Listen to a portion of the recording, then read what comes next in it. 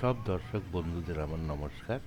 এর আগের ভিডিওতে আপনারা দেখেছেন আমি রত্নাবলী শক্তিপীঠ দর্শন করেছি।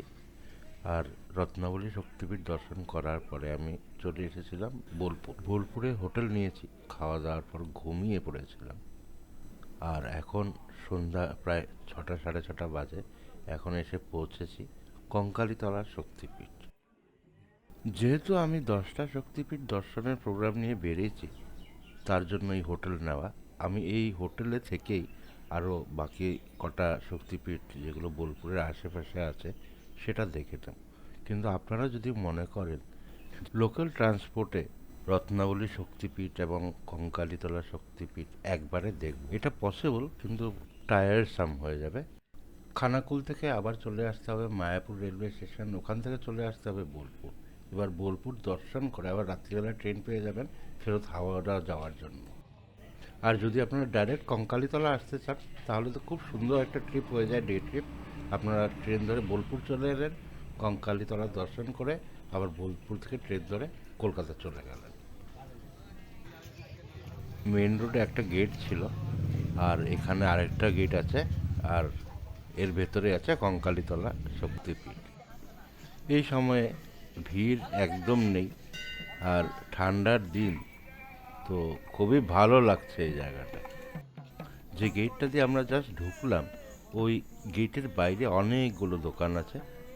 আপনাদের পুজোর জন্য কিছু যদি দরকার পড়ে সব কিছু ওখানে পেয়ে যাবেন, অনেকগুলো দোকান আছে। সন্ধ্যার সময় এখানে অ্যাটমসফিয়ারটা রিয়েলি খুব সুন্দর, খুব ভালো লাগছে।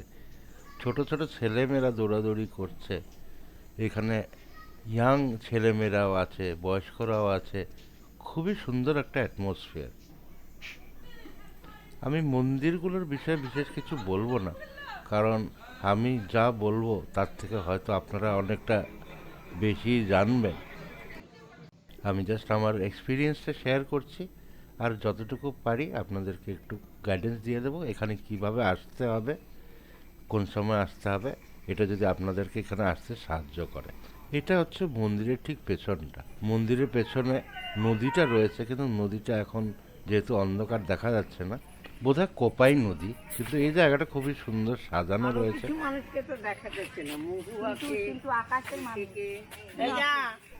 মন্দিরটা যেহেতু শহরের ভেতরে, তাই এত রাত হয়ে গেল এখনো লোক বেশ আছে এখানে। শহরের ভেতরে বলতে বোলপুর থেকে মোটামুটি 10 কিলোমিটার।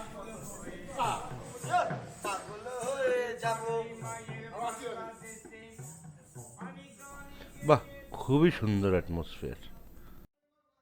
এটা হচ্ছে ভৈরব মন্দির। আর এই ভৈরব মন্দির দর্শন না করলে বোধহয় কঙ্কালীতলা সতীপীঠের দর্শন পুরো হবে না। মন্দিরটা খুবই সুন্দর, একদম সাদা ধবধবা মন্দির, বিউটিফুল টেম্পল। আর এখনো লোক এখানে পুজো করছেন।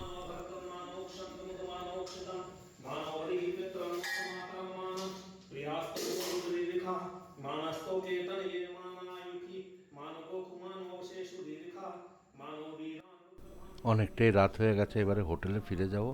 তো আপনাদের সাথে দেখা হবে এর পরবর্তী শক্তিপীঠে। দেখার জন্য ধন্যবাদ। আপনারা প্লিজ শেয়ার, সাবস্ক্রাইব আর লাইক করবেন। Thank you very much for watching.